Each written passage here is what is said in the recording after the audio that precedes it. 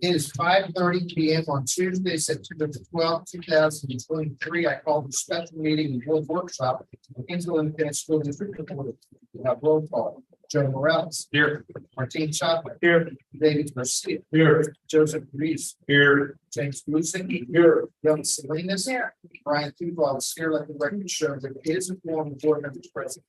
That this meeting has been hosted for the Government Code, Chapter 551, the State of Texas Open Meetings Act.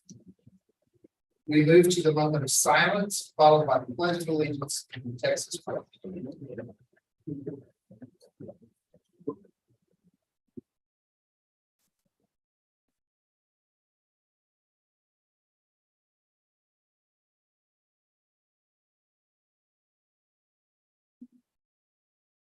I pledge allegiance to the flag of the United States of America, and to the republic for which it stands, one nation under God, indivisible, with liberty and justice for all. Honor the Texas flag, and pledge allegiance to thee, Texas, one state under God, one indivisible.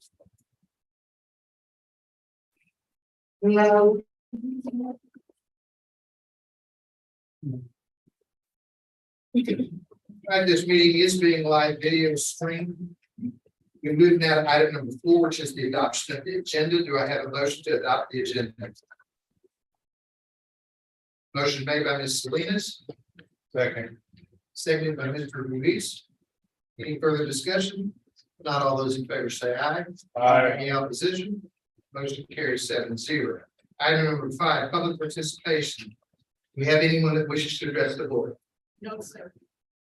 All right, we move now to item number 6.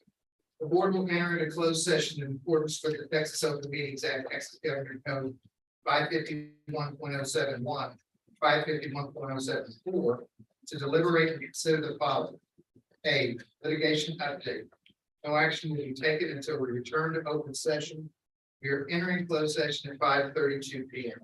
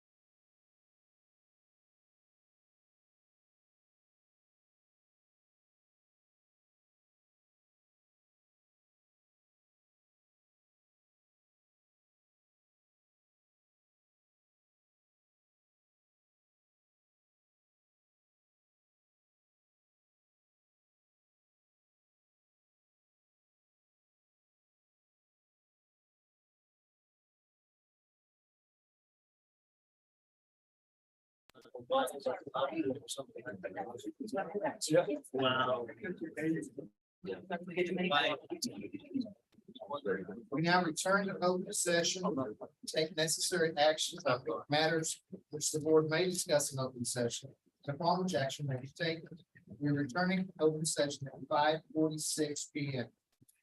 Item A, discussion and possible action to ratify legal action.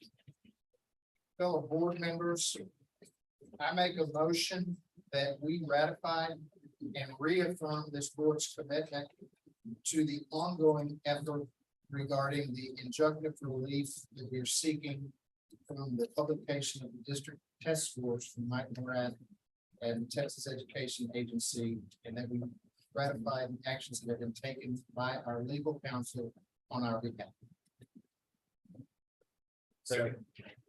Motion made by Mr. Cooper, seconded by Mr. Ruiz. Any further discussion? If not, all those in favor say aye. Aye. Any opposition? Motion carries unanimously, 7-0. Thank you, Mr. Maddox. Thank you, board, for your support. All right.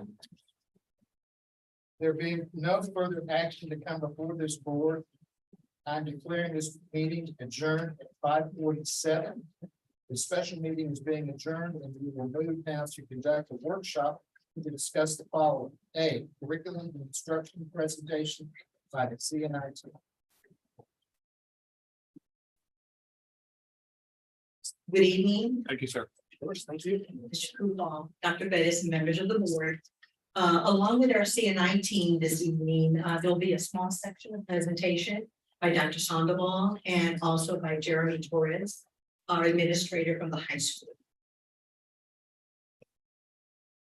So let's begin. I'd like to I'll have you focus on this slide for just a moment. Last year, Dr. Farah and I attended the ASCB, which is the Association of Supervision of Curriculum Development, for 6 days throughout the year. And our focus was to learn how to utilize our data, identify best practices in order for us to design professional development to create a curriculum management plan for KISD. Our focus was to create a mission, vision, value, and goals, and define resources and explain items that we will hold tight in curriculum and instruction. We believe that presuming confidence with high expectation of all our students, that we will foster growing and learning at high levels. This is the CNI vision, and it is to empower all learners to be kind, well-rounded, and successful citizens who add value to our world. The mission of the Curriculum and Instruction Department at Kingsville is to achieve our vision for students by supporting and building relationships and providing learning experiences within and beyond schools to ensure students take ownership of their learning. These are our core values that we identified.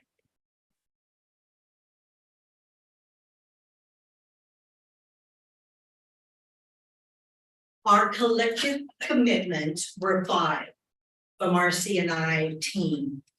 We will be goal-oriented, focus-driven, and solution-focused. We will model integrity for ourselves. We will hold ourselves and others to high expectations to promote success. We will collaborate and achieve unified success, and we pledge compassion to everyone and always commit to solving conflicts. In the next slide, you will see the CNI team goals, and we'll be reviewing the academic goals shortly. So our team goals here are that by 2023, 2024, 90% of, I'm sorry.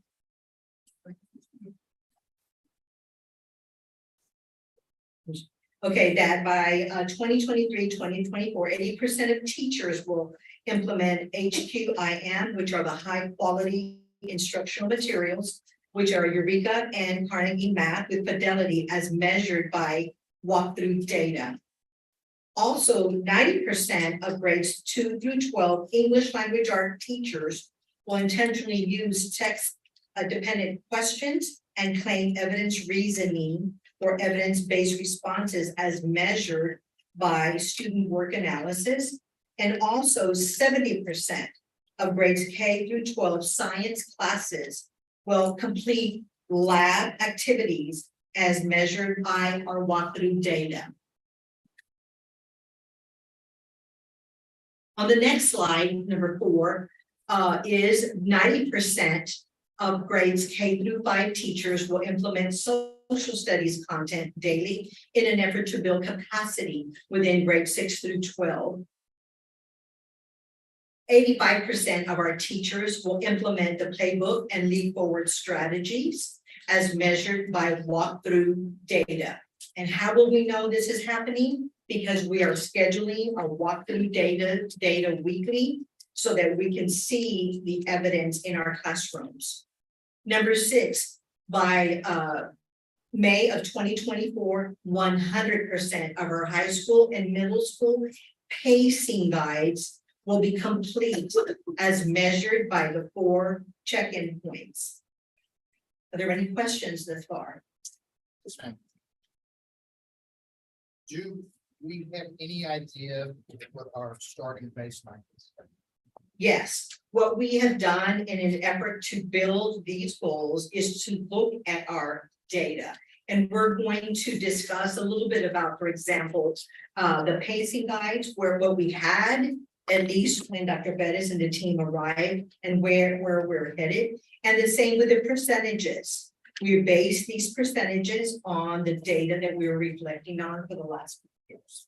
So yes, sir. What is our starting point? I mean, like to say, by the end of 23-24 school year, 80% of the students will implement and So since this is the first year we're implementing Eureka, this will be our data point. So some of the goals vary depending upon how many years we've been implementing that strategy. For instance, we've been working on claim evidence reasoning and text dependent questions for 2 years now. We expect a higher percent of teachers implementing. At the end of last year, I believe we were at about 85% for elementary through middle school. We've added high school into the mix. So we want to continue that practice. And we do have that slide with our TNTP partner. With Alina, she's with the Texas, the New Teacher Project. That's what TNTP stands for. And we've been working with her through a grant, the Resilient Schools Framework Grant, for 3 years. And so we do have that data. I just didn't include it in here, but we want 90% utilizing the strategies that we've been implementing. And then for the science, we bought all of the science kits and started getting the teachers materials to begin using and doing lab activities. And so we're going to start walking. Last year was kind of the year that, okay, here are the activities, let's try them. This year, we're going to start working with the science teachers more. So that's going to be our baseline this year as well. That's why they're at different percentages. I was just thinking for like say, for instance, 22-23, we're at 65%. Say we're going to move that to 75%. Something like that. Sure. We can actually see growth this way. We can't. I can get you that. We're just going to try to get 90. Oh, no. Yeah, sorry. So in the following slides, you'll see a little bit more of the detailed information. But what ASCD really gleaned for KISD and for the team is that we must have a curriculum management plan. And not only for this year, but for the next 3 years.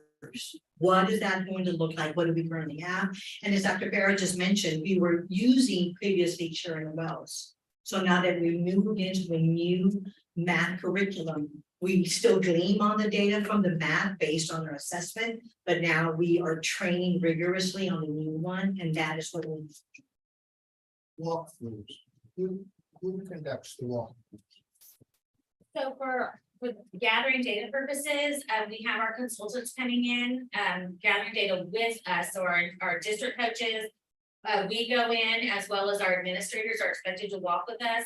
So we go in, Ms. Thadillo and Ms. Golding updated our walkthrough form so that we can basically, it's a Google sheet, and we'll be able to gather all that data. So as we start doing these walks, we'll be able to share that data with you guys as So well. have you been- Did you already start your walks? We did, And just.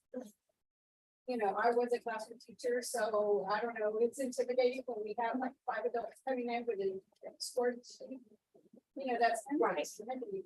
so a lot of our elementaries and middle school teachers are used to that because we've been doing it for the past 2 years, and we use that more as a coaching conversation. And so we did shout outs so that the campuses would know, hey, this went well, this is what we're noticing. And then we didn't, for things to grow on, that was conversations that we had separately.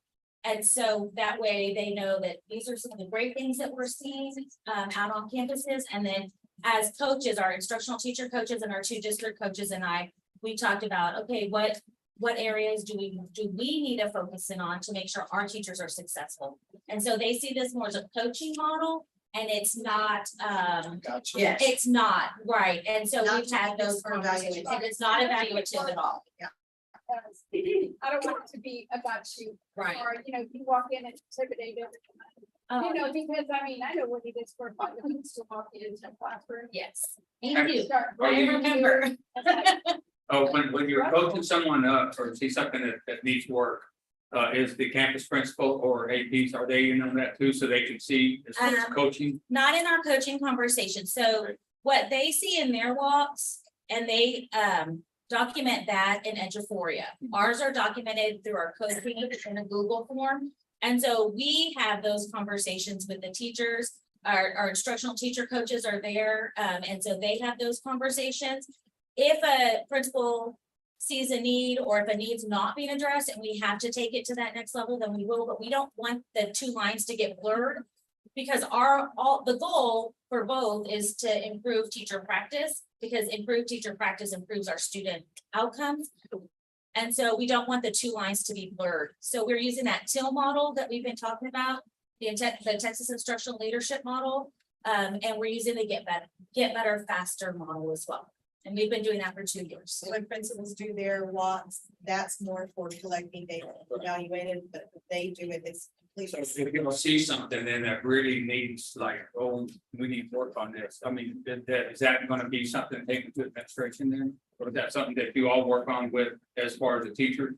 We'll work on it with the teachers, but again, if the practice doesn't change and there is a need, then we would, like, if the principals are seeing the same thing and then they come to us and they say, Right. have y'all been working on this? Then we'll have those conversations, but the data is ours. Okay. If that So makes I think I do want to add 2 more pieces. Number 1, the planning of the walks are intentional. So they're planned already on our calendars. So we are already, right, we can already see, and the administrators know and teachers know that we're going to be on campus. Secondly, I think the first few weeks, it was all about calibrating. And that is, if we walk in together, are we all seeing the same piece? So our schedules are as such. If we go to a campus and see 3 classrooms, then we break out for about 25 minutes to have a curriculum conversation to calibrate. Did you see what I saw? Yeah. Are we both, was the teacher following our pacing guide on what should be taught at this time? Give or take a day, depending if the teacher had to do a reteach, that should be marked. I like to calibrate. Yes, absolutely. That's very important, and it is part of growth and teaching. And in us, Yes, make sure we're absolutely. looking at what we should be doing. So when you're talking about the elementary campuses, and you've got to evaluate math, science, reading, English on a walkthrough, how long is it? So we determine, for instance, if we are looking at guided in K through 2, then we'll go in during their guided reading time. So we have their schedule, they'll know we're gonna come in, and then we'll go during that time, provide feedback. And so it just depends on what we're looking for. If we're looking specifically, are they implementing math? We'll go during their math block and see how they're doing. And in order to come up with your ratios, there has to be 100% walk. I mean, walkthrough of 100% at every campus. Yes, Absolutely. that is correct. But this is teacher implementation, not student, it's the teachers are implementing this. So because we have new teachers also, we have to get them trained as well. And then, thank you, Dr. Pettis, for bringing that up, because when we look at teachers, one of the conversations we've had as a team, along with our administrators is, you know, teacher A, is a veteran teacher, 10 years, their experience. Teacher B just came from the university. Teacher C is coming from an alternative type of training, and so we have to know where everybody is so that we can provide the right coaching for them and really help everyone meet the high standard that we're implementing. The other thing we're doing, I know it's not on here, but teachers are visiting other teachers' classrooms and having those conversations about, oh, I love that they're doing this. How can I implement that? And then we're providing those supports because we have teachers that may be new to a grade level, new to the curriculum. And so learning from their peers is one of the best ways. Oh, absolutely. Especially in elementary, secondary, so it's new. It's new for high school. Mainly for high school. Because we've been really trying to build the elementary to give, you know, the kids. By the time they get to high school, they're not. So we have to start somewhere. We've even had some of our elementary teachers present PD for professional development for our teachers. Oh, yeah, we're really building capacity in our teachers. That's how we got these coaches. Yes. Building. And we'll be introducing them shortly. Okay. On to the next slide. So the curriculum instruction academic goals. This is a 3-year also glance for K to 3. So by 2023, in-class end of the year data will increase from 49 to 56 and or above grade level for kinder through 6th grade. The following year, we are targeted to increase from 56 to 62 and or above grade level for kinder to 3rd. And then for the following year, 25-26, we expect our class EOE data to increase from 62 to 70 for also kinder through 3rd. How was grade level established? It's their current enrollment. No, but I mean, Sorry. grade at or above grade level. Oh, it's through their this is a diagnostic assessment that we turn into the state. And so if we are at or if they're below grade level, they're considered at risk. So we're trying to increase our at or above grade level. So it's a diagnostic that we use. And it's hard enough in this case. Yes, sir. And, you know, we have it on the agenda, just like ADA, we're putting out on the agenda, where they'll be coming back to you and give you, okay, this is, we told you we're gonna give you the EOI data, here it is. And so, but wait, but we keep it close on it, and you all are really aware of it. So, do you read a sheet here? Which shows us, we know what we want to do with that student. We have a sheet that shows us with this, where the trend has been, where we've been moving. Is this still turning the ship around, or we're going the right direction? Yeah, last year was the first year that we used M-Class. So that 49% for EOI is where we were at the end of the year last year for at or above. Okay, so we don't know. Okay. But now, because we can track it. Since it's Sorry, that's exactly what it is. yes, sir. M-Class? Yes. Because the state only allows us to use 2. And we chose M-Class because it's continuous. From kinder through 3rd grade. Yes. Because TPRI only was for 1st and 2nd, and then kinder was using the not circle, but the other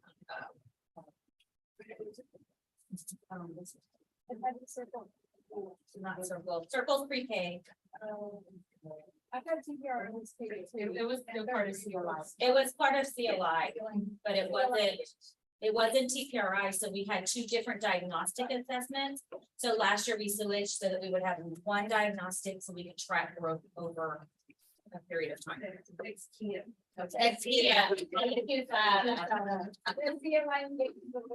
Yes, exactly. Okay, on this next slide, we're focusing on our STAR map. So by the end of 23-24 school year, the STAR map data will increase by 7% for grades 4 through 6 from the previous year. Where we're looking at the data before. The STAR reading will also increase by 7% in grades 4 through 6 for the previous year. I'm sorry. Yeah. Nancy, put your- No. Visiting. Okay, sorry. And then also, if we're in grades 5 through 8, science and social studies. For 8th grade social science and social studies scores will increase by 7% from the previous year. So again, Most schools, when we're doing like TIP and so forth, they say anywhere between 5 to 7% growth is a good amount, and so we gotta hit. We did 7. So our goal is high expectations for all of us, presuming competence, and so we're hoping for 7%. You might want to wait for this.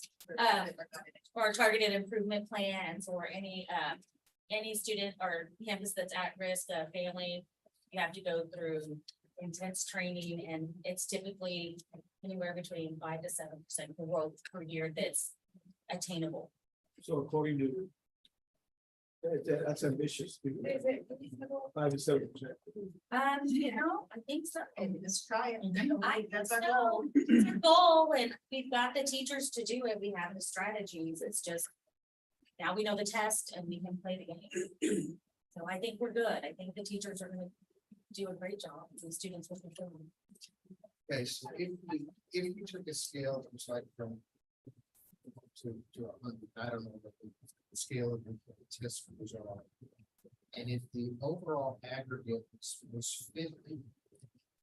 Are we saying that we want to move to 57, or we want to move to 7% of 50, which would be 53 of the 57.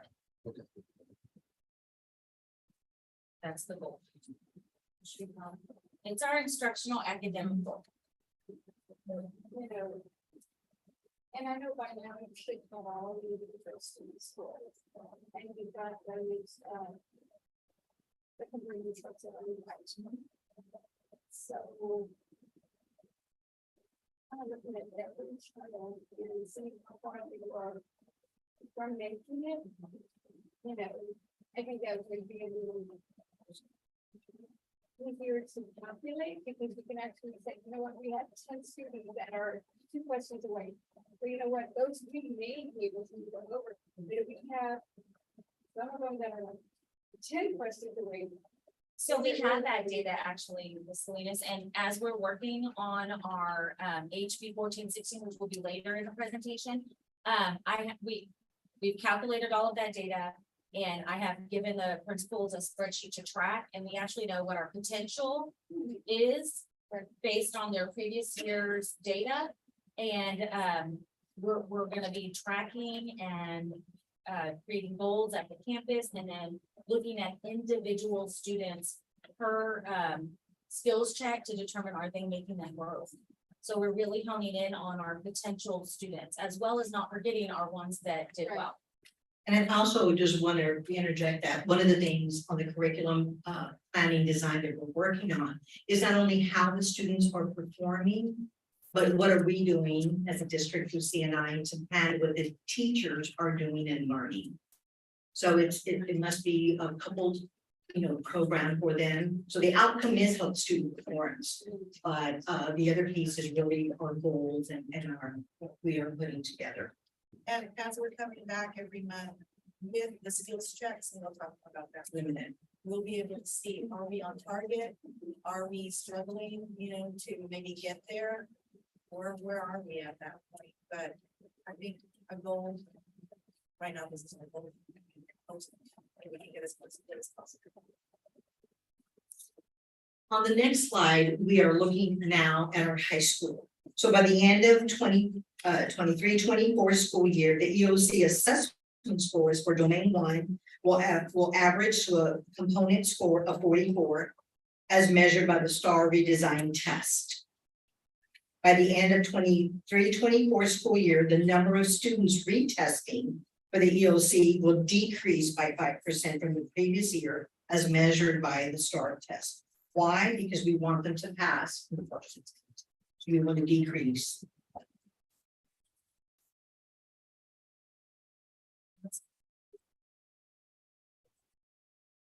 Okay, on the next slide, moving on also for secondary is CCMR goals. For 23-24 school year, our CCMR points will increase from 71 to 77 for the graduating seniors. For the following year, 77 to 81. And then in 25-26 school year, from 31 to 88. I'm sorry, 81 to 88, looking at it. So this again, what you see is an increment of 3-year goals. And I also just want to reiterate that this work was done by the entire CNI team. We sat together, we looked at all of our data, and we'll be introducing them shortly so that everyone knows who is part of the CNI team. And then vetted by Dr. Bettis. We know. Well, we think we know what the CCMR points are gonna be. This is based on the information we have as of this minute. Yes. And this is what I understand. If you're looking at the numbers, the first year you want to go up 6. The next year you want to go 4. And the third year you want to go up 7. Now, I have a problem with number 1. There's several ways to look at this. That problem is not the same. But I also have a problem that when you're looking at scores, it's easier to go 40 to 50 than it is to 80 to 90. So it should be getting farther and farther and farther. We're saying we're going to be more like that. It's that reason. Yes, and let me tell you why. It's because right now we know where we're at for the 2024 graduates that we're tracking, right? Dr. Sandoval and I been working with the counselors, Dr. Best and I to see where we're at for the cohort of 2024. And then the 2025, we felt like if we put 77 to 88, we didn't want to over because something could change at that point. But we believe that the 2025-2026 cohort, we have enough time that we believe will get us to the 88, which the 88 is an 8, according to what we know today. You know, And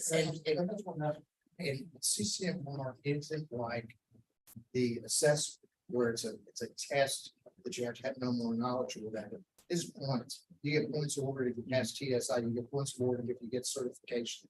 And so obtaining those agreements and starting them early on with in the freshman year, the stuff that we can do now makes that easier to obtain. Yeah, that's why I want to ask those questions because like we would be an 80, but we brought the like some students who needed to come back to get their high school diploma. And so that dropped us, to the 81. So we've already started a plan for every child that we bring back to CARES. We're going to have an instructor assigned to helping them earn a CCMR point, and we're looking at some ag programs about that. So we're already kind of planning ahead as to how can we reach these goals and learn from what if they change it again, Gotcha. That answers a lot of questions.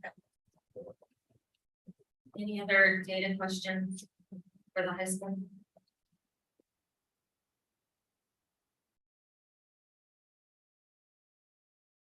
So we're going to talk a little bit about curriculum and instruction, and these are the things that in the first slide we talked about holding tight to, and that's making sure that we're teaching on grade level, that all of the instruction is learner-centered and student ownership, and that we've aligned our assessments to the instruction and to the plan. So when we talk about teaching on grade level, and we use this as part of our presentation at the beginning of the year, that students are teaching to the rigor of our TEKS, that they're using the high quality instructional materials, and that they're aligning their activities to the rigor of our TEKS. And we're doing that through using high quality instructional materials. So up here, these are the high quality instructional materials, but if you look at high school, Odell is one that the state is, as part of our T class, we were able to purchase. And then for math, we're using Eureka and Carnegie. And then we're also using STEM Scopes as a supplemental resource to our current curriculum, which is more rigorous. It's aligned to our newer science standards, and it also has some of our claim evidence reasoning where they're having to read and write in science and justify their answers. When you look at our technology resources, we did cut some of them back. We completed surveys, we talked to teachers, we looked at costs, and for this year, we're using Star Renaissance and AR. Amplify K-5, which is part of our M class. We're using iReady reading and math for grades 3 through 8 during our accelerated instruction time, which is a component of our HB 1416. For math, a supplemental resource which we're using is ST Math. Special education is using Vizzle. And then we're also using Waterford for special education and pre-K. These are some of the rubrics or the posters that we've created. We met with lead elementary teachers, collaborated on the documents as a CNI team, and we looked at strategies or ways that students could remember and understand how to do revise and edit, how to create short constructed responses and extended constructed responses. Each of these posters are in classrooms, and they also have small papers that we created as a team that the students can evaluate themselves on how they're writing. So in stations, they were last year at the elementary, they were writing short constructed responses, and then they would give it to a friend, and their friend would actually say, is this a 1, a 2, or is, based on the rubric, is it a 1 or a 2? So those are some of the resources that we've been using. Here is a sample of a writing rubric for a kinder student, or a kinder teacher posted this. And I love it because it talks about drawing, making sure you have a detailed drawing, which are all part of our kinder teaks, our standards. And so it shows from a 0 to a 5, what do you need to do? And students are able to actually see it. And then the one next to it, those are for text dependent questions, and the rubric that we've created, which aligns to the state rubric for short constructed responses. One of the other ways that we are working with teachers is by unpacking our teaks so that the students understand the strand, the knowledge and skills, and student expectations. Okay. They went through a process of putting a box around the verb, underlining the noun, and then drawing a circle or a cloud around the context in which students have to know and understand that standard. Because if teachers understand this, they're able to teach to that rigor. They're able to ensure that they're using all of the folk tales, fairy tales, etc., that the standards are asking us to teach to our students. And this is just a sample of a kinder standard, a first grade standard, and a second grade standard that align across English language arts. And here is a picture of our teachers unpacking teaks, and they added in misconceptions or misunderstandings, as well as the vocabulary that students need to know and understand. Academic vocabulary is huge as we're looking at those standards. We did this last year, and some of our new teachers were very pleased with this process because it really gave them a better understanding, a deeper understanding of our standards and some of the strategies that we started talking about strategies and how can we make sure we're teaching at that rigor. And the reason this is important is because we have to start getting to the meets and masters. And it's good for kids because we want them thinking and talking about their instruction. Question. Do we have the luxury of teaching on grade level? We have to.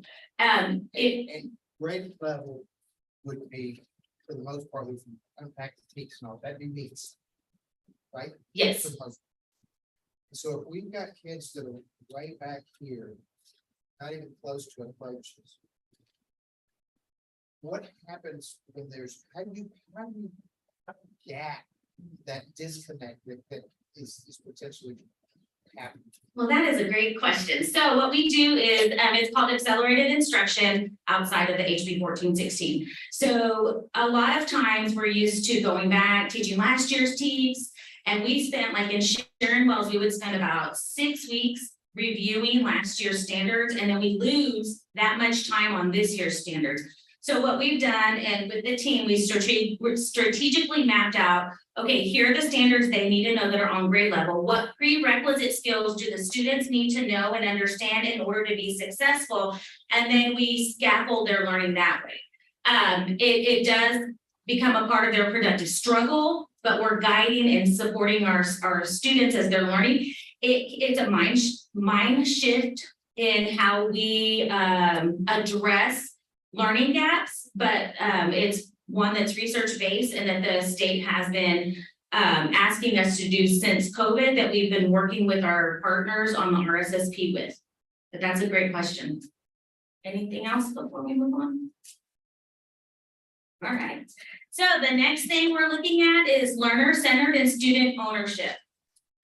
We want to provide our students with opportunities to for student discourse, using text-dependent questions, and justifying across content areas. We're using our playbook strategies during instruction, like quick writes, turn and talk, and randomization, so that our students have opportunities to really talk about the content. Some of the other strategies we're working on are lead forward strategies, and they're hands-on activities across our content. They're discussing and they're writing, because we know that reading, writing, and discussing is how students learn. And then we talked about productive struggle. So as the students are struggling through, instead of us automatically giving them the answer, we're asking questions that help them to get to that answer, or that they can discuss with a partner some of those answers. And so these strategies are useful so that students start taking ownership of their learning. This is last year's playbook strategy. We are planning on adding discourse this year, but this was just what we rolled out last year to the whole district. And then the year before that, Gillette and Harrell use these strategies as part of their tip. And then these are just some pictures of students utilizing some of our lead forward activities. We did stop, plop, and roll. And so they read a section of a passage, they roll the dice, and then they answer these questions using those stems. So it helps them to think and to be able to discuss what they've just read. Aligned curriculum. So we want to make sure that our curriculum is aligned. So what's written is taught, what's taught is tested, what's tested is written. And it's a big triangle. This is one of the pieces that we brought back with, well, we brought all this back, but this is one of the things that we really looked at this year during curriculum writing. We're using the standards as our rigor point for informal assessments, and we've collaborated with our colleagues to create these informal assessments, which we're calling mini assessments or skills checks. And so this is just a graphic that shows our philosophy for curriculum writing. Our assessment calendar is out here. So we're going to take interim assessments. It's not like our typical common assessments. These interim assessments are on our testing platform through TEA. And as students struggle, the test changes, but it really helps us pinpoint areas of need so that after that November, we can come back and look at, okay, these students need this standard, these students need this standard. And we can look at growth from November to February for math and for reading. Those are the dates of our skills checks or mini assessments. We started this week and we'll have final data next week. And then we're going to be working through 9-week assessments are going to be teacher created, and then we hit our December EOC testing, and we have a window, but these are the dates that we're going to roll it out.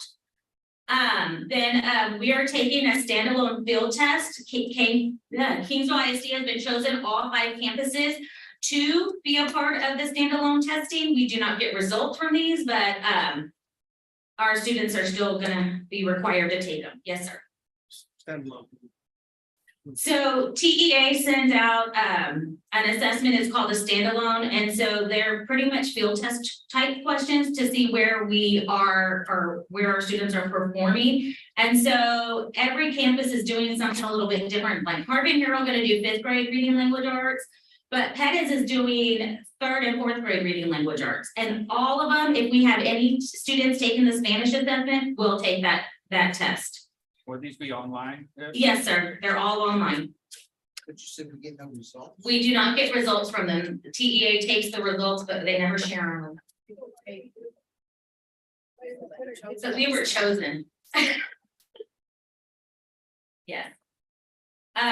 Any feedback at all? None, no feedback. You did nothing in reason. I know. It's our turn, I guess. How have we done this ever in the past? Yes, we did last year, but I believe it was only at one elementary, middle school, and I think high school. I would need to ask Laura Guetta to confirm, but I know we did do it last year. Does it help the kids to be less apprehensive about the real? You know, I don't know. That's a good question. I can't really answer that one. You can ask that after this one. Well, yeah, we definitely can. Pretty much, yes. Those are our star spring dates. So English 1 will start April 11th, and then we are on a roll through May 3rd, when all of our makeup tests for math need to be completed, and then we have our summer window, and then we have our star alt and our TELPAS window. Okay, so our instructional coaches, most of them are here this evening. Now, so we have Miss Roxanne Bruce Beltran she's working at Gillette and the high school. We have Nayeli Carrillo, she is our district math coach. We have Carrie Golding, she's our district reading language arts coach. And we have Sana Garza, she is our elementary, one of our elementary instructional teacher coaches. They have been with us the last 2 years. Sada's probably been with us longer at 3. Miss Mendoza and Miss Flowers couldn't be here, but their children are at the volleyball match, which, you know, I'm like, yes, go, please watch your children play. So they're at the volleyball match. Some of their duties include creating skills checks and mini assessments, coaching and feedback. They're attending department meetings, PLC meetings, supporting principals with PLC meetings. They're providing professional development. They're helping if a principal needs support with printing data, either myself or any of the ITCs can do that. They're supporting with the MTSS or our RTI process that we're going to be developing this year. And they're providing support to general education, inclusion teachers, special education teachers on differentiated instruction and modeling and planning. Yes, they help with the pacing guys, and they're just so valuable, not just, I mean, for the whole district and for our teachers. These are their schedules. So we created schedules Monday through Wednesday. They're on campuses. On Thursdays, they're working on their coaching debriefs, our RSSP grant, skills checks, pacing guides, data, preparing for any PD that they're going to be rolling out on that Blue Friday, on a PD Friday. So these are their schedules and how they rotate among the campuses. On Brahma Fridays, these are the PLC times. And all of our district and teacher coaches support the campuses, and they rotate through the campuses on a schedule as well. We have classroom expectations that we set up. This has been part of the process for the past 3 years. So we are asking for essential questions to be posted and referred to, that the learning objectives are posted and referred to, that class schedules are posted inside and outside of the classroom, that the social contracts are posted and referred to, class data trackers are available, and then the student data trackers are as well. And then the word wall or an academic vocabulary wall, plus all of our posters that I showed you in previous slides. And here, on this next slide, Ms. Zimmerman also was supposed to be here this evening, but her son was being recognized at Bishop at a sports event, and so she asked permission to be there, or else she would have been here with us. But I want to go over with you some of the work that has been conducted through special ed over the course of the last 3 years. They are now also participating in classroom walks in the forest in all of our special education settings. Inclusion and AE teachers now attend all professional development and PLC. So when PLCs are conducted on the campuses, our special ed teachers are now part of all the PLCs at the campuses. They also participate in our day-to-day. When we look at our data across districts and campuses, we want to see how are our special education students performing? Are we seeing an improvement? What are the things we need to work on? I remember a few years ago when I came into Kingsville, there was a lot of talk about curriculum for those classrooms. So besides the regular curriculum that they have access to, we now have AE and behavioral supplemental curriculum. Some of them, Dr. Fair already went over the Waterford and the visual, but now all of our special ed teachers have access to extracurricular resources for the students. And then we also have leads that check in with staff. Every campus has a special education lead, and part of their responsibility is to check in with all of the special education staff. I think one of the beauties that we've seen on the collaboration the last few years is Ms. Zimmerman sits with us at all of our planning meetings to discuss whatever we're planning and how it impacts special education, so that we ensure that we're all, all the very collective team here in Kingsville. And it's not a new position. It just means a person who's already there is leading. Yes, Right. a teacher Okay. who's taken on that responsibility of being the lead teacher and is our person who's helping us gather data. And will notify us probably very quickly if there's a teacher in need of something at the campus. Yes, sir. Next, we're going to move into Avid. We're going to move the mic.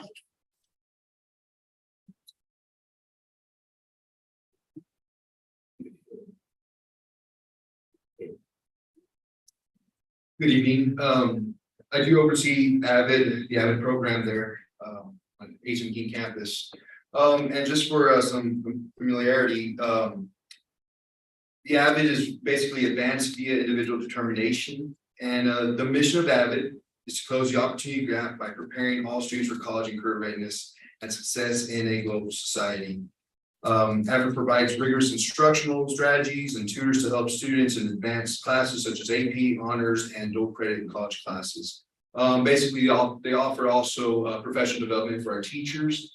We did take a team, the Summer Institute, this summer, and the one thing I really enjoyed about it is that Avid really does raise the expectations for the teachers in the classroom, and raise the expectations for the students, and in order to be successful and be ready for college and career. There's also a little framework image there, and it's kind of just speaks about what Avid, what the students need to do, what the educators need to do, and basically just all the moving parts in order to raise student achievement within the campus.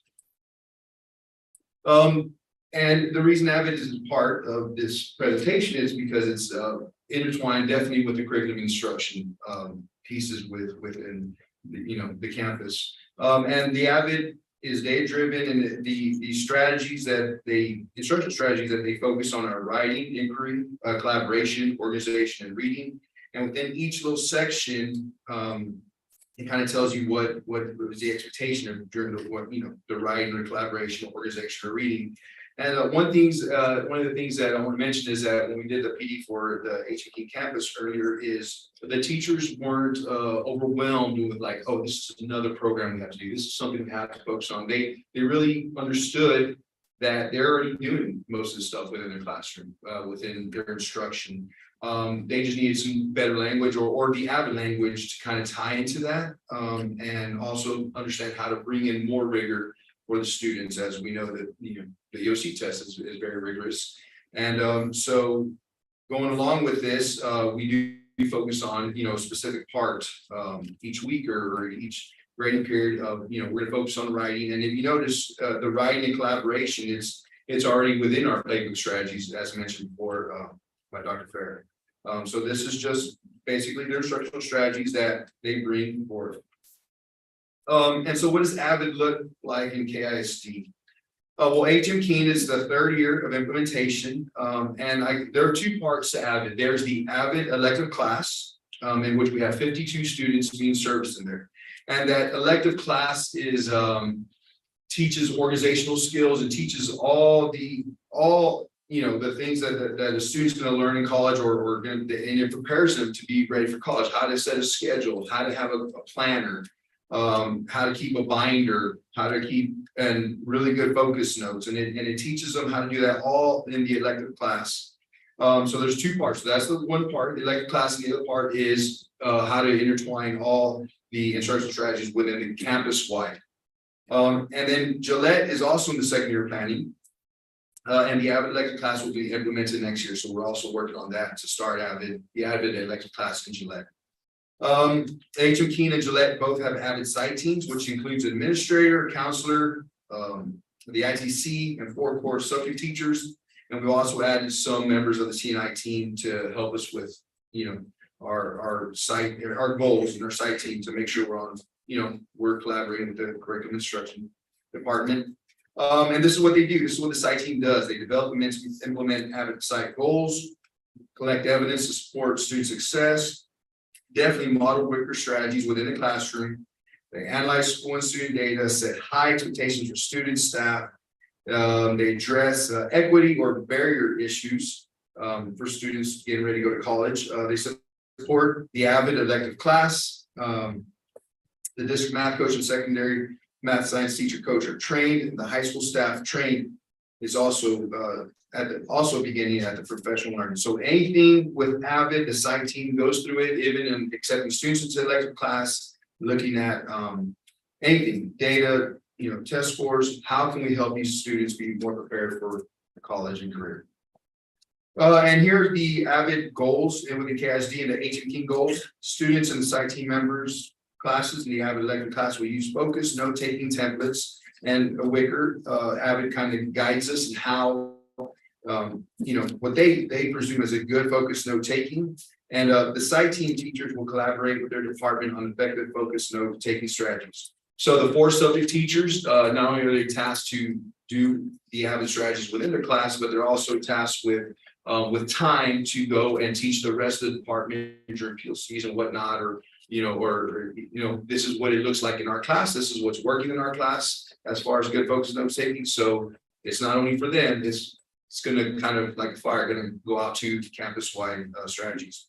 And the second goal is the students in the site team members classes in the Avid elective class will routinely use Avid organizational tools in Wicker. So some may be using binders to make sure they have all their work and their notes in place and to have ready study. Also, some are also working on e-binders, which is now will be on the computer as well. So, sure. How are students?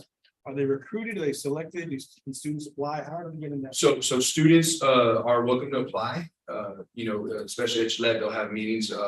And say, hey, this Avid program is available now for the high school. But now the Gillette for next year is going to have the Avid elective class. They'll start doing their own applications and their own recruiting there to see who is a good candidate for the Avid class. It's selective, just like band. Yes. But we really try to get, especially any ECHS students that we get in there, so we can have that same thing for them, and hopefully the cohort that we have in there is going to stay. It's the early college students are highly encouraged to be a part of that, as well as they'll learn strategies to be successful in the college courses. Is there a goal for a maximum number of students for the 8th grade, 9th grade, you have a cohort for maximum number of students you can serve? Well, it all looks about how many can go into the Avid elective class and how many periods are available for that teacher, but it's usually about 16 in a good class of Avid is what we look at. That's what they recommend. Mr. Chapo, there's also requirements of what they see what a good Avid student is. One of the things is they try to look at students that have not or would be first-time college students. That's one of the things that they look at Avid. Also, maybe coming from like economically disadvantaged household or other things that they look at. So not every single kid will be an Avid candidate. They do have to go through the application process. And then we as a committee determine which kids get selected going forward. But we try to get our kids that are in early college high school to apply for it. We can't force them, but we strongly encourage them to do so. And this year, I think we have 55 freshmen that are part of the Avid group. And we've got to build a good freshman group because we do Avid 1 through 4. By that senior year, we're helping them get their applications put together. We're having submit and get their FAFSA completed along with their education to employment to get them to that next level. Doing I think talking about application scholarship, all that's part of the Avid 4, but we know that kids trickle out of the Avid program as the years go on because there's conflict with athletics and then band and CT programs. So we try to get them with those skills those first 2-3 years because there is a drop off, throughout the years in terms of from Avid 1 to Avid 4. University program. If you identify people who take really good notes, they graduate and they go and speak with professors, as a professor at the university, I have a agent regularly out of every class say, please your notes. And so that can be something that helps in the college level, saying, hey, I teach your notes, we have to use those notes often to share them with students, but to have those notes that you email out. Right, that's something to see, so that's the area of direction to go. And part of the notes, folks note taking is, they're just not copying them and just forget about them. It's, they take them home, they study them, wrestle with them and do some critical thought along with the notes, or engaging with their notes in order to be successful. But for us, we just have to take the notes and send them out to other students. We can't share who we sent them out to. But it's a burden, and it usually with the students. But once they get with the treatment, they can pay extra credit points for having to know. Yeah. So if they share the notes that they take, and they'll need to do that, that's neat about it. Yes, we have to. As long as they're good. So the difference between the E2E and the Avid program is Avid is a select group of students. And E2E basically serves every class in the Avid is a class and E2E is not, it's a separate. Is there a misspelling of Avid? Are we missing a D? No. David. Look you all in. Oh, take it. Good. Make sure you all are awake for it. Thank you. I commend, what is doing a really great job. Ever since he started leading the ECHS program and Avid, he's really building. And I will, that's true. Mr. Torres has done a great job of putting the team together and really having those side team meetings are the most critical part to the implementation of Avid is having that team to support the teacher. We've got a great teacher in this. Selena, she's done an amazing job with that class and Need Worthy, but now she's got the support system to help her with the implementation of Avid. And we really believe this year is going to be that turning point for us in Avid and making it a really strong foundation there at HMP. So Mr. Torres, we do give him a lot of credit and thank him for the work he's done because it's been amazing what he's been able to do. But thank you, Mr. Torres. Thank you so much. So next thing that we're going to touch on is capturing kids' hearts. We are in third year of implementation with KISD. In previous years, the district has implemented CKH, but really never did a full implementation. It was kind of touch and go. We are in third year implementation. We do provide training for all our new teachers that come into KISD when we have a new teacher orientation. That has been done for the last 3 years now, where every teacher, new staff member that comes in gets the training. We did a leadership blueprint training this summer. All the leadership team, counselors, and assistant principals, we put them together. We took them to Odula, and we did a training for the individuals, got the leadership blueprint training. In addition to that, we've got traction visits scheduled for the month of October. The traction visits are they come in and they kind of gauge where we're at, give us feedback on what we can do differently to really get and utilize the resources and CKH more effectively in the district. So we'll be doing visits at each campus on those 3 days. We'll do half-day visits. We'll meet with the CK strategist and they'll give us feedback and we'll share that back with the campus on how to make sure we continue to move forward with the Lead Forward or Capture Kids Hearts initiative. Lead Worthy is being taught at both H.M. King and Gillette, and that is an elected class. Again, Miss Salinas is doing it at the high school. She's an amazing Lead Worthy teacher.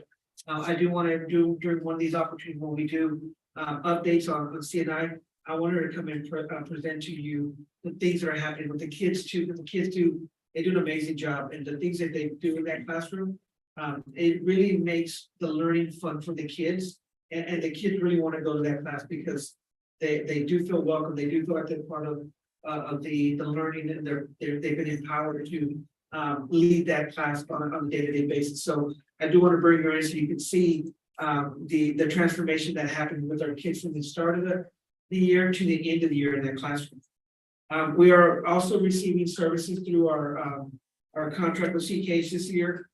We get campus and district premium and its website services and resources that are available to all our teachers and administrators in the district to help us with the implementation of CKH.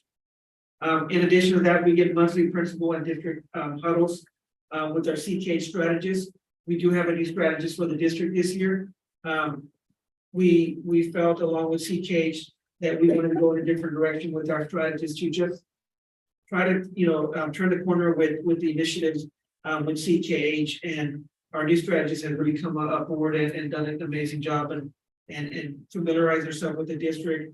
Dr. Pettis and I have met with her and been in communications on where we see the district, and ultimately what I envision and Dr. Pettis and I have talked about it is where we become a showcase district when it comes to CKH, where other districts come and see what we're doing and what we're doing to build a culture here at KISD for our students. And we're seeing that it starts with the top board administrators, campus administrators, to our teachers, to our students.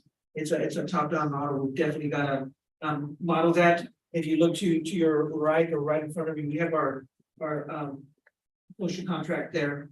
And that's a social contract that we developed at our leadership meeting back in July. And when we bring new people into our meeting and we meet, we give them an opportunity to add to that social contract, and then we give them an opportunity to sign that as well. And we live by that social contract when we meet. And you'll be surprised with the way those meetings turn out and how vested people are in the process when we meet and when we collaborate on things that we do here in the district. So it's a very powerful tool. We do that in the classroom as well.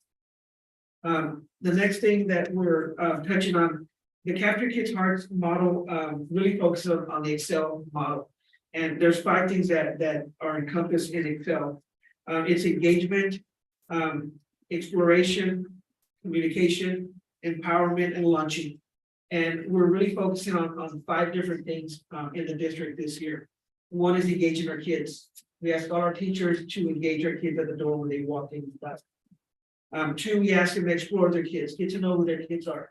And that can be done very easy at the beginning of the class with, tell me something good. And kids share the good things that are happening in their lives, and we celebrate the good things happening. The 3rd thing is empowering the kids, and we do that through our social contract.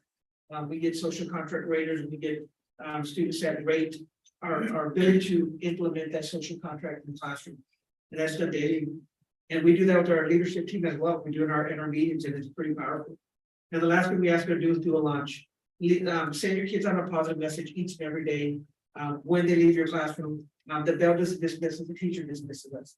And we use that launch to set that tone each and every day when we set our kids off to the next class. We set them off with a positive message. So those are things that we are working with our district teachers, our administrators, and our leadership team to model that on a day-to-day basis so that we see and implement a culture change here in the school district. We're fruits of our labors, but we definitely want to continue the success we've had with CKH in the district. We'll continue to bring things that are happening and the progress we're making with CKH throughout the year at these different CNI updates regarding CKH. It's our 3rd year of implementation. You'll always have a few, Mr. Kufo, that don't believe that that's the way to teach a kid. But we really don't focus our attention on those who become ducks. We don't listen to the quacks. We pay attention to those that are really implementing the strategies. That's Because, what TKH calls it. yeah, that's We didn't make that up. that's the term of, that they use. Yeah, it's not, it's, they say focus on your rock stars, let the rock stars lead, and such as, like, kind of what we do with Avid. We utilize the process champions to help us model that at the campus level. That's important because it's hard for the campus administrator to be the one doing all the implementation because they've got a lot of things on their plate. So process champions are your teachers, support staff that help with implementing the strategies and help, with the different activities that go on during the month to help us model those strategies. It really is positive. We just had one last week and a half ago. We had a meeting in the morning and we came and we modeled those strategies again. And one of the things that we did was affirmation, and it's really powerful to see when team members give each other affirmations and they recognize the work that we do here in the building, because a lot of times the work that happens here at central office, it goes unspoken or unrecognized. And we did affirmations and the affirmation that we do, it's awards that are passed on from people to people.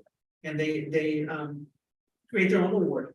It's a trophy, as I mentioned before, and they name it and they give it to the next person, and then that person gives to someone else. Like And our team's person or Yeah. secretary, a secretary, or just all these behind the scenes people that are working so hard. Yeah, they never get in front of they never get in front of that camera, in front of that video, they're never the newspaper, they never get recognized, but they're getting recognized, and it's amazing the level of excitement that it builds with the team and the team wanting to work together as one and to serve the district, to serve our kids. So it's really powerful. When you get to the teachers, go ahead. You do it every month? We started it in April towards the end of last year, and we didn't have a meeting in May in the summer. But we started again in April or August, so that we can start again. We want to do about once a month, try to have a meeting and just have a working lunch or a breakfast early morning meeting. And we just go over things that need to be done and touch on CK strategy. It's important. No, the teachers that do that do this religiously they get the most teaching done. Because they know everything about their student, every single thing about their students. Their kids walk out of the classroom speaking great. So, it's inviting into the classroom and then wanting to go back to that classroom. It's just a relationship to build, just, because you're gonna find something great in every kid. That's so true, Mr. Bayless. And I'll tell you, Dr. Bettis and myself and Dr. Bettis and I, we are meeting with Superintendent Roundtable. And we've got students that we meet with at both Gillette and high school. And we use the same strategy with those kids. And we will build a social contract with them. We meet again this week with our Gillette students and next week with our high school students. We met with them and we just first go over and we're just trying to build a relationship bond with these kids. Get to know that first week. The second week we'll build a social contract. So we have our norms of what we expect when we meet. It's very powerful. And the group that we started with Gillette, we just continuing it from last year. And then the new group we have at Gillette, we did bring in the kids that were at Gillette that transitioned to high school this year. And they're part of that group. And now we got our sophomore, juniors, and seniors that are added to that superintendent's roundtable. Has been very powerful so far, meeting with those kids and really being able to make an impact. They want you to go to their games. These kids want you there. They want the adults there. And they may act like they're real tough, but they want to showcase and highlight to us. Hey, I made that volleyball team at Memorial at Gillette. And when initially they hadn't made the team, and then they were excited to make the team, we go to their game, we go and watch them participate and be part of the activities that they're part of. I saw some of them, the Gillette kids, it was youth night at the football game. And I don't know if y'all were able to make it to the football game, but the culture there, we didn't have any problems with any kids. And that was a packed house. And our police said, and we've been saying, we're like, maybe we're being too optimistic. You can feel the tide changing. They said the only people they had problems with were two parents. And that was it, yeah, there were two parents, and that was it. And but they were able to take care of them. But the kids, so I saw our Gillette group when I was walking down by one of the, they were hanging on the bar, and trying to get my attention because they had two friends that want to join our ambassadors. They said, can they join them? I was gonna ask, how does students selected, or is there like a certain amount of competence? You basically give that to the principals, if, give us some kids that you need guidance, need some, adult intervention, some Actually, there. extra support, and they gave us a list of kids, and they set up the meeting, we show up. And we have conversations, and we talk about the things that are going well at the campus, things that they need to work on and improve, and we talk about some of the things they're doing on their school activities and events, and how the Friday's coming out for you, and how are you showing up. It's really positive. I mean, it's an hour meeting. And they'll let us know if there's, like one of them, remember that first one, it was like, do something about, like the restrooms in this hallway, and little things like that. And so one of the things we asked them was, so tell us, the restrooms, they're so much better, so they're feeling like they're being heard, which is good. And they do bring things to our attention, that it's kind of an afterthought that we don't see it on day to day, but one of the kids asked that played football said, can you help us with something with our field? Because our goalposts, we didn't have goalposts. So that conversation allowed me to have a conversation with our my daughter, and say, Mike, we need to fix those goalposts. Let's find out how we can get it welded, so because both sides have one of the poles broken. And the kids said, will you help me paint it? Yeah. So, they're best if they want to be part of it. That's a Gillette. So I even talked to Mike and said, what can we do about these sprinklers on there to at least, because they are practicing on dirt. I saw that. So we've got to do a better job to help our kids out. So, just having that audience to bring their concerns to, an audience of leaders in the district, it's really been beneficial to them and the kids that they represent their Gillette and Gillette. It's all three of us, Dr. Bess and I, Frankie Sandoval, myself, that go to each time. And this way, by some chance, if one of us gets pulled, we know at least two, but so far we've been all three able to make it. We don't want to miss it now. We don't want to miss it. In the highlight of the week, it really is, makes it exciting to do the work that we do here in the district.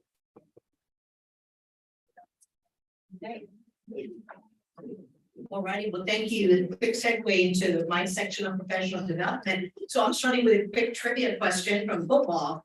Who in this board can tell me who won the Super Bowl in 2016? Anyone going quick? Giants. Oh, sir. Yes. Nobody? Okay. We have that. It was the Denver Broncos. Yes. And so you might be wondering, Dr. Bess and I, why are you asking this trivia question, right? Did you have the answer? Yes. Oh, they couldn't do it back there. Okay. Alrighty. So you may be asking, what is the relevance of this year of 2016? So let me explain to you why. Now, we started our CNI staff development day in August. One of the things I told the team was we need to go backwards before we go forward. Why? Because I had just completed my first year in CNI. We had some new members to the CNI team. And I just wanted to make sure that we were all understanding what we knew about Kingsville, what we knew about CNI. So we went down this road of going back in time. Ms. Ramirez was there with us. So I said, tell us what you found when you came with us. So she reiterated the highlights of what was here, curriculum and instruction and professional development. And then some of our team members that were here prior to Dr. Betta's coming said, Dr. Bess and I, we want to say something because we had talked about social contracts, and tell us if you're thinking, please tell us. So it was really our ITCs that said, we have to tell you something. We said, yes. We cannot remember before 2016 what stopped when we had structured professional development in Kingsville. And we stopped for a moment and said, okay, talk to us about that. All of us were like, what? And so they shared with us that up to year 2016, till when Dr. Bettis came, individuals could go to professional development at the service center if they're requested to go. So some people were allowed to go and then some were not. But there was not necessarily a very structured professional development and curriculum plan here in Kingsville. That was extremely eye-opening. It was extremely profound for me, for our team, for Dr. Bettis, when we shared with her what they said to us. For me, coming in special ed side, and the first year I came, we knew we were a deal for. We had to begin training, and I will be extremely honest with you that we did over 100 professional development trainings the first year. And most of the time, the teachers would look at us and cross their arms and say, why are we doing this? And when did this come about? And we'd say, this is the law that was passed 10 years before. But I didn't know at that time. What I know now was that was part of the culture that was here, regardless of whoever was here at that time. So in the special ed office, we couldn't find anything that was very deep with professional development for SPED before 2016. We kind of stopped there. So I felt it was important for me to share that information about the year 2016. And that came from members of our team that have been here. We appreciated their honesty. We appreciated, their profound telling of their time here in Kingsville. So this is the professional development from 21-22, when Ms. Ramirez and Dr. Bettis were here. This is what we were focusing on at that time, which was English 3 through English 4, research-based strategies in reading, lesson internalization and the CERs. The math training with Sharon Wells at that time, and Mr. Singh was leading that.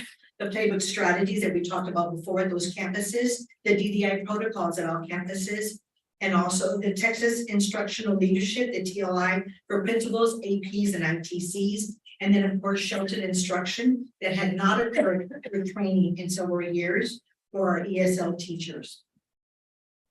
Moving on to last year, this was our focus regarding professional development. You'll see some of the same ones from the year before. We carried them on an additional year. We had the PK pre-kinder scholastic training. And then we introduced the lead forward training strategies at all the campuses, the sheltered instruction for ESL, CTE teachers, and then also the instructional technology with iReady and class, Marty Ann's that you recall in the Waterford. And then of course, this year, this is our focus for professional development. Our pre-K guidelines and planning, the grade 3 through English 4, RBIS, in lesson internalization, text-dependent questions, extended construction responses, and the rubric writing. Eureka math training, our new math curriculum, teacher introduction and principal introduction, and then our Carnegie math training as well, and then our AVID training for HMK teachers. This is not inclusive of all the training that special education also conducts simultaneously with us or throughout the week with their special ed teachers. Question. How'd I go back to 16? Sharon Wells, Sharon Wells, Sharon Wells, everyone loves Sharon Wells, Sharon Wells, Sharon Wells, and now we go to what? So we met with the teachers, and Eureka is a K-5 program. So we have alignment. Our K1 through teachers really wanted something that aligned with our our 2nd through 5th grade teachers. It's considered a high quality instructional material through TEA, and it's more rigorous. It includes not just rote memorization or tips and tricks. It also includes justification, writing, and talking strategies. And so we're making that shift into a more rigorous curriculum. Sharon Wells, we didn't believe was moving us to keep up with the STAR 2. And Carnegie is for the higher level. For 6th through 8th grade, yes, sir. So it's not throwing it out the window, it's building on it. I mean, it's Yes. how much of a stop, start, decelerate after, I mean, how much of a distraction is changing a program like that to the teachers and the implementation of it? Right. So changing the program has been a challenge, not a challenge, but we've been providing supports and we are intending to continue to provide supports. We also have coaches coming in to model, and then our coaches are learning it as well, and they're providing support to the teachers. There are gonna be some hiccups. Though, when we met with the Eureka presenters and when the principals met with them, even with hiccups, they still had a lot of growth in other districts that are using the Eureka and Carnegie. I think what you all are the experts, you all know all this curriculum, everything needs to be used, but what I've heard in the last two trainings that I've gone to do educational service center is that grades, kindergarten through second, have to have your best teachers. So, am I right? I mean, that's what they said. So, we could have the curriculum, any curriculum, whatever, but I just think we need to focus, we got great educators. And I think part of the plan needs to be that we structure those teachers or replace those teachers into our lower grades, because that's where the foundation is gonna be set. You know, regardless of which curriculum you use, you can use whichever one, but if you don't have your quality features, I don't want to, separate anybody, but you all know who your teachers are. I know we got great educators out there, so that's what they need to look at as we go on into the future with KISD. The example they gave us was if somebody's not doing the job in the tested areas, then let's move on. And that's a bad thing to do anytime, anywhere. Well, and we've definitely got to focus on building the K1 too, and that's what we're looking at doing. And you look at day one. Yes, ma'am. So have y'all seen any growth or we've been into what along? We started the training in July prior to teachers coming back.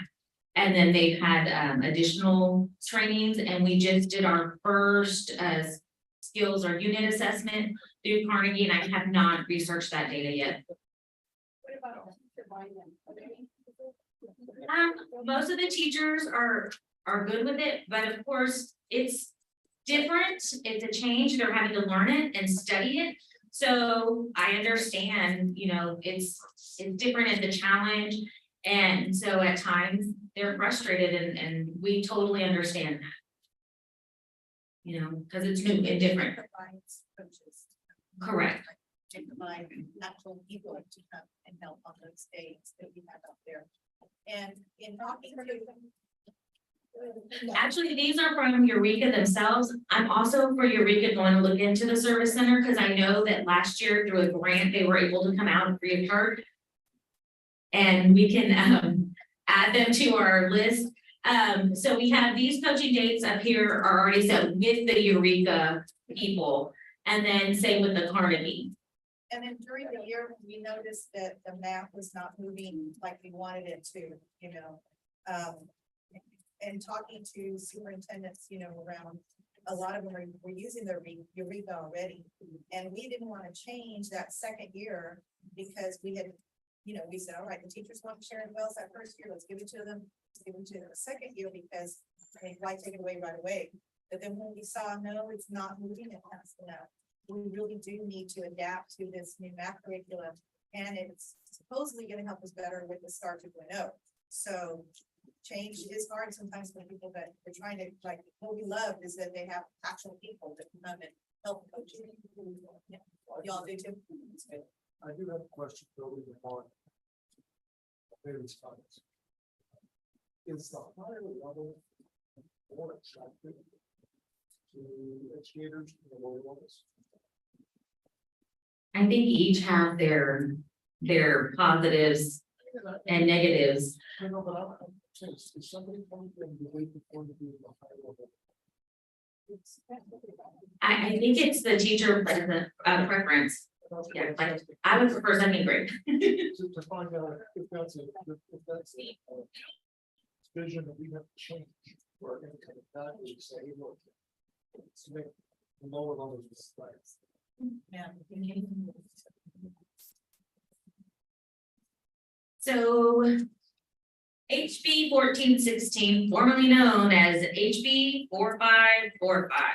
It was changed this year, and some of the changes are that not every student is required to have 30 hours of tutoring. Another change is it went from a group of 3 to 1 to 4 to 1.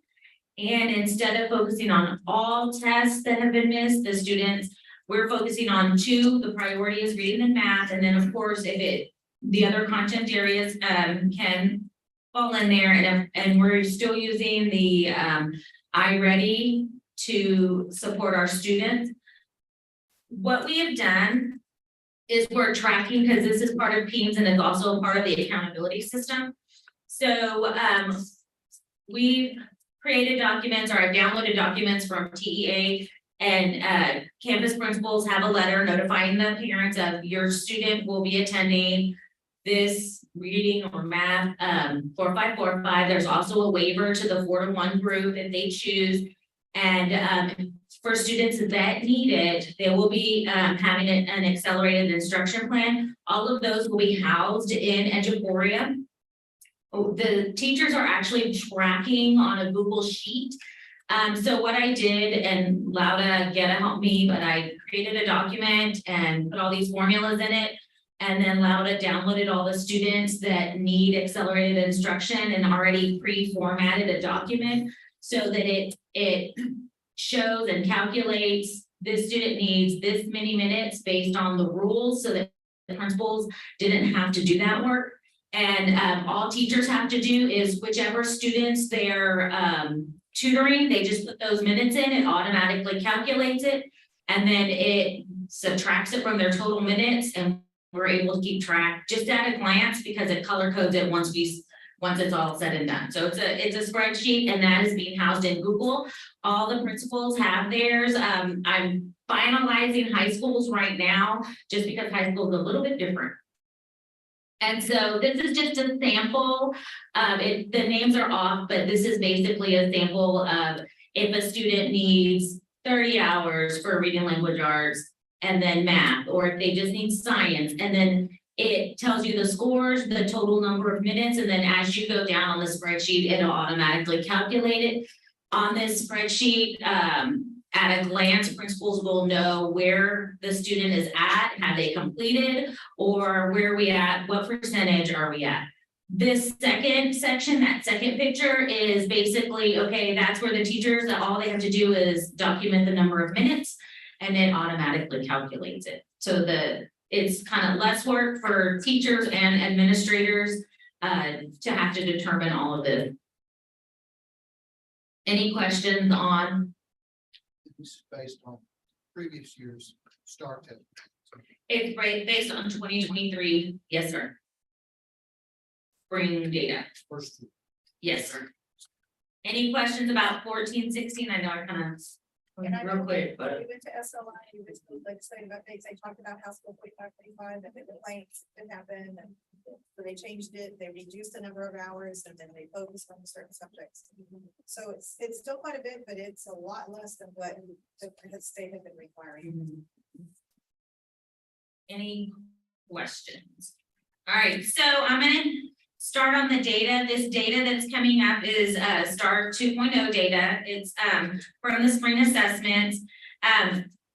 For grades 4 on up, there are some cohort data. So like from 4th grade in 2022 to 5th grade 2023. And then some of the subjects are just that year's test because there is not cohort data. And before I should start showing all of the data, I want to remind that even though we have the cohort data, the 2 tests are very different assessments. And so it's not really apples to apples when we look at, or when we're thinking about the comparison of the 2 tests. These are based on the latest scores. Yes, this is based on what we have so far. You don't know if they're gonna change any of how they show what's approaches in semesters, but it's what we have as of right now. Correct. So here's our 3rd grade reading language arts data as a district. And then I've broke it down by campus. Here is the cohort data. Oh, sorry. Give me time. That's third grade.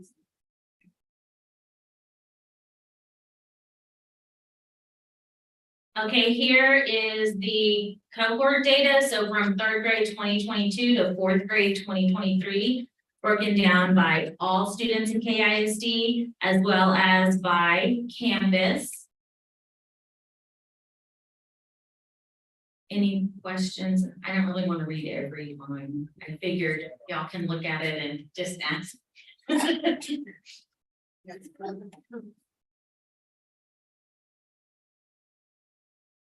This was our third grade math data for elementary.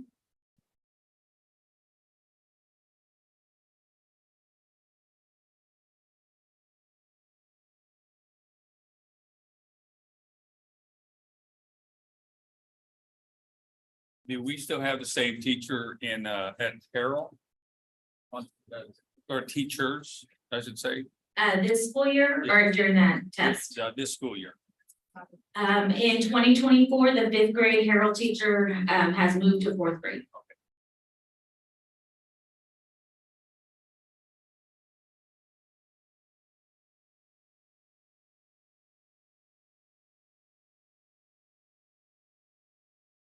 This is the cohort data from third grade to fourth grade, and then again from fourth grade to fifth grade for math.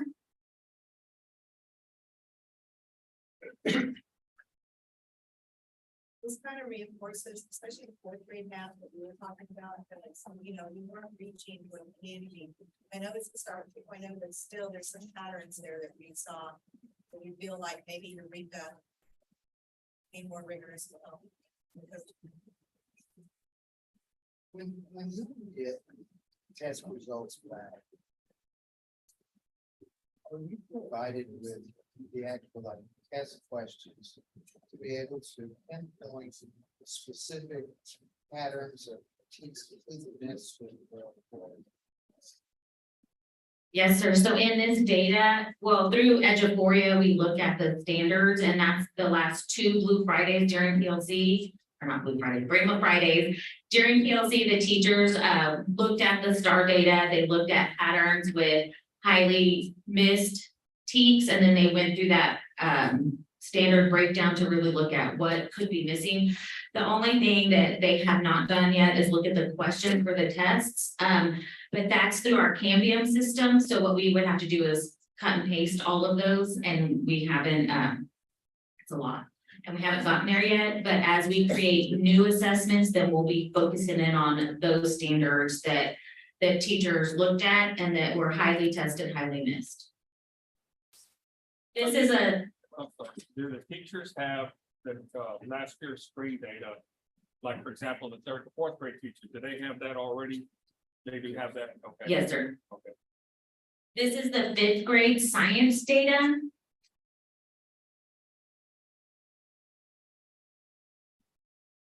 And then we have 5th to 6th, 6th to 7th, 7th to 8th for reading.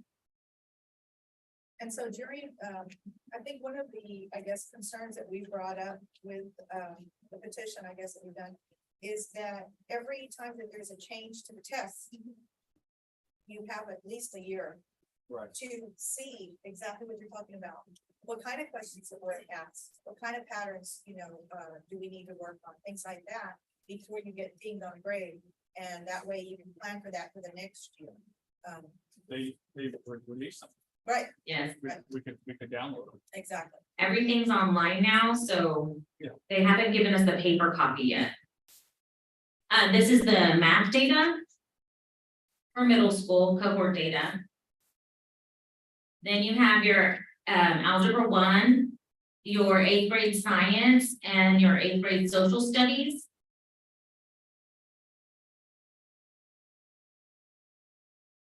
One of the great things is that we went from 1 algebra 1 class in 8th grade to 2, and then this year now we have 3 algebra 1 classes in 8th grade.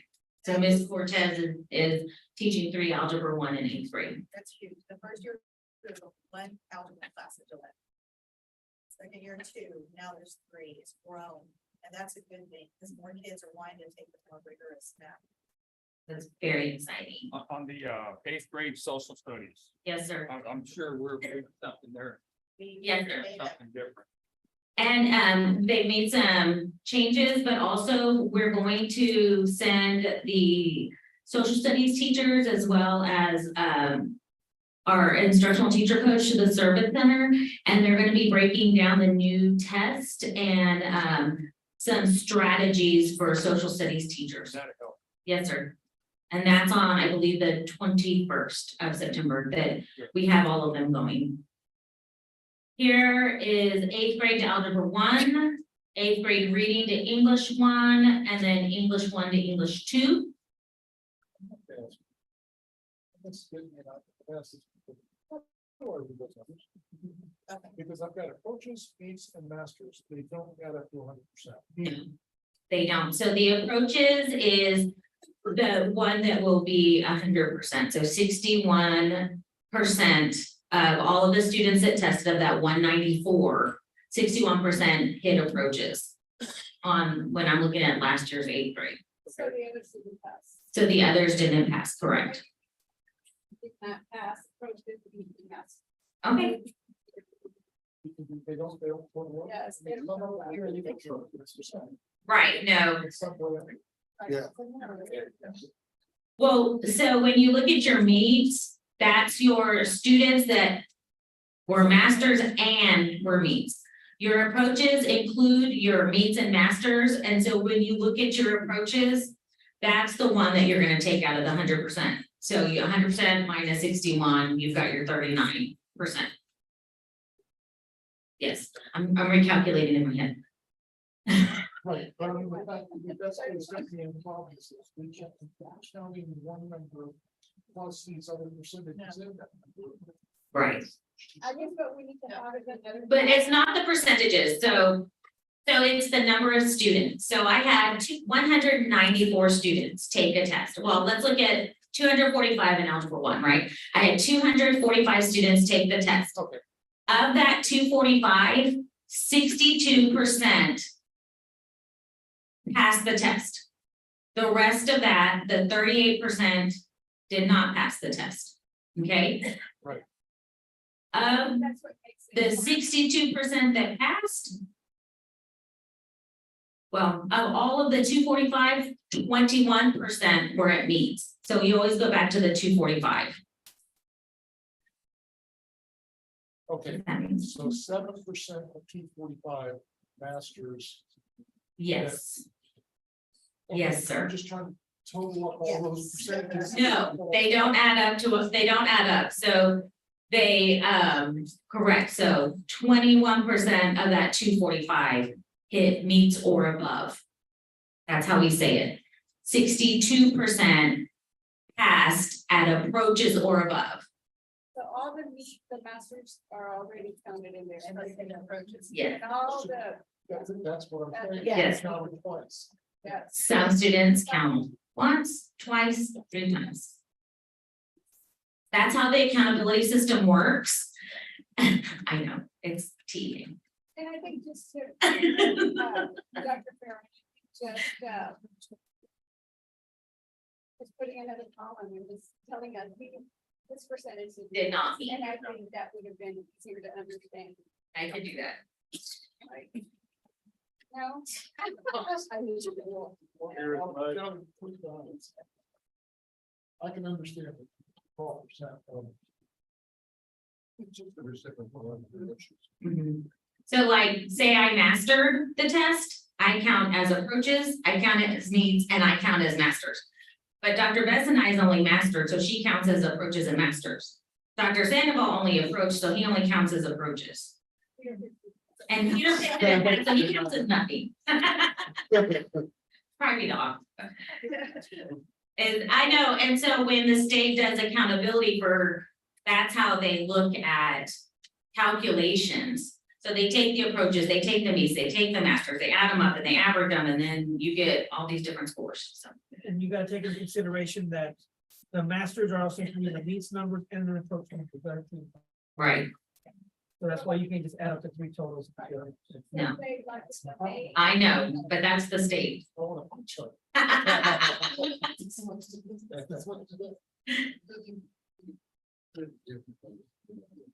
Um,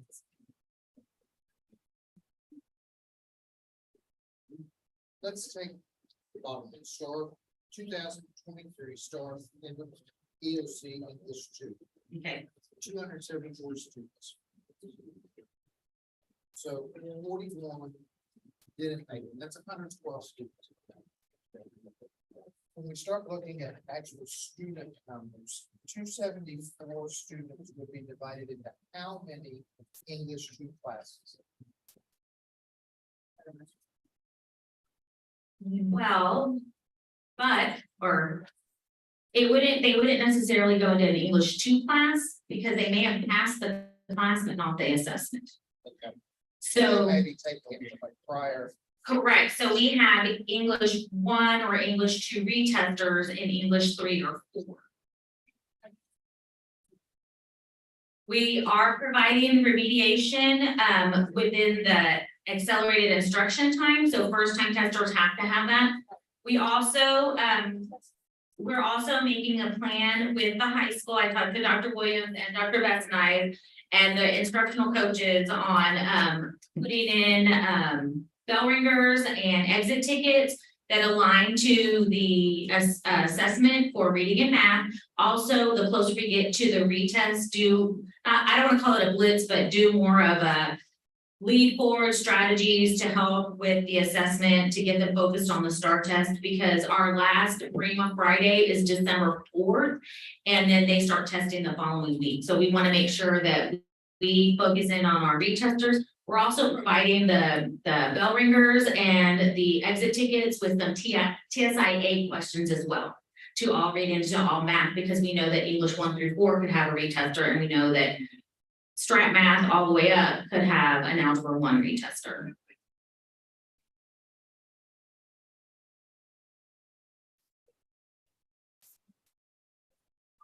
they're running that, so they're really faster. So what do we do to help them? You still gotta take this EOC. Yeah. so we have to- How are we helping them throughout this? We're helping them throughout their next math course. So even though he passed Algebra 1 as the class and not the test, he or she still have to go to the next math course, whether it's math models, geometry, or Algebra 2. So then we're working with them within that class. Yes. And then during the accelerated instruction time on the Prima Fridays, and then we're gonna be adding in the bell ringers and the exit tickets. No. Right, no, we have a plan, and we've been working with Dr. Williams on the plan, and we have the numbers of students and who we're focusing in on and what they need support with. And some of them only missed it by 1 question, and we know how many missed it by 1, how many missed it by 2. So each math teacher is gonna have a target group that they have they know who they are right now. Yes, as well as some of the classes are labeled EOC, and so they have retesters, even though they're English 3 or 4. That we have what's called, Dr. Bart, is the enrichment. Their enrichment classes, and the enrichment class takes the place of an elective that they would have had. So if they failed a course, or not a course, but a STAR subject, they would get an enrichment class as a extra, in addition to the Raymond time intervention that they're getting, which is embedded in their second period class, which is an additional 30 minutes.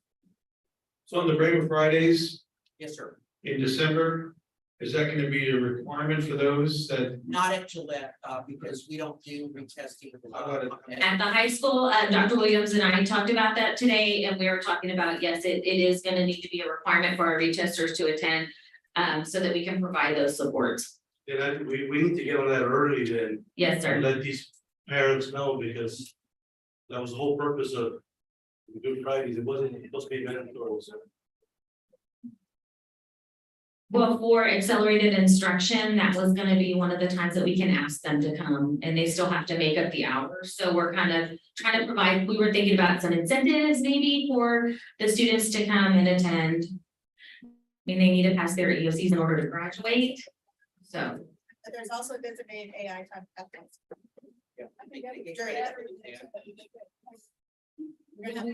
right, most of the campuses have accelerated instruction time embedded, and that's where we're focusing in on our HP 14-16 students. I was looking at, and I know it's a great deal of my roots is good, but the STAR social studies 8th grade, 180 students in 25%.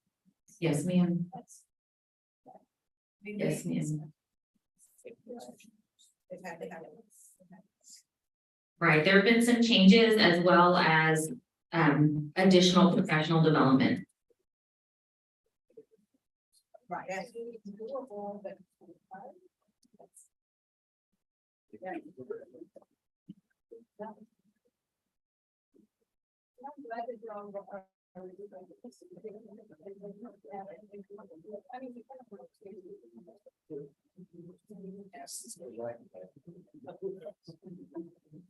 Specifically, like with social studies. What kind of communications do you have during the period? And was that a complete surprise, or did it just confirm what you thought? It's to you.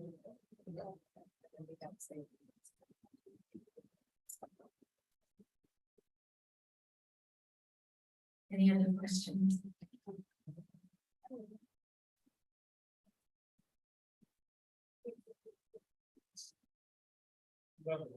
Thank you for the hard work. I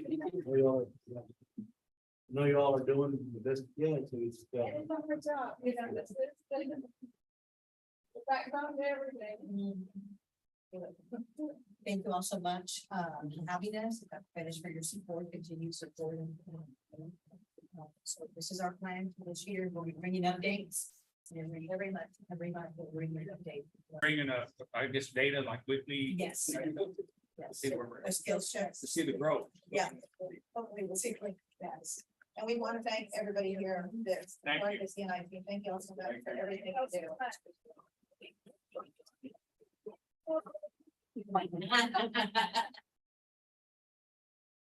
All right.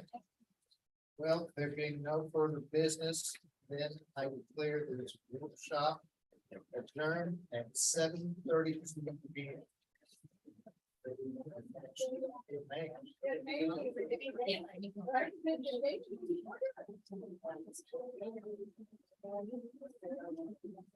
Right?